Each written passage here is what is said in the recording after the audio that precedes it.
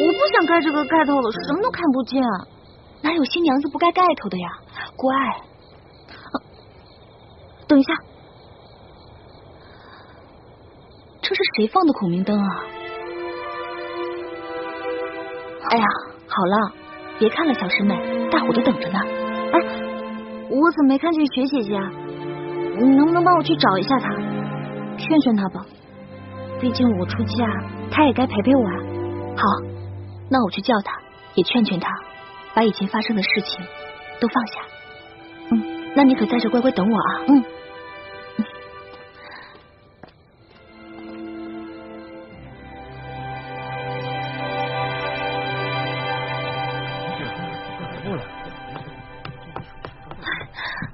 不好了，徐姐姐不见了。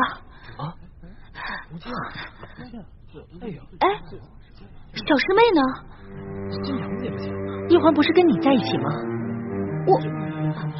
我刚刚给她打扮完，在扶她来拜堂的路上，小师妹突然想起学姐姐不见了，让我去找学姐姐。结果我这学姐姐没找着，回来路上小师妹也不见了，我还以为她自己来大厅了呢。她不会又逃婚了吧？可是这次是他自己回来的，他还说已经想明白了，忘记康熙一心一意对太子。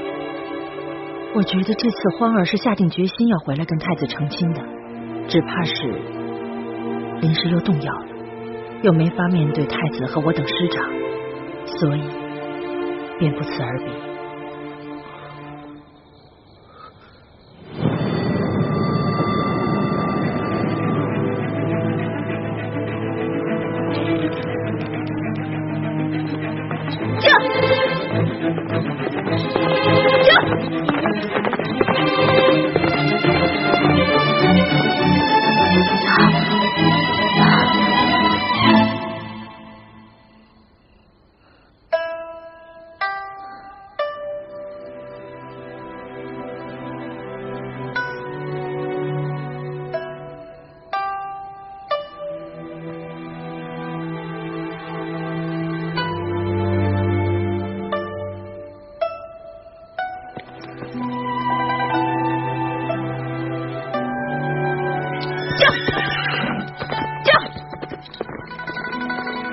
老大，你终于来了。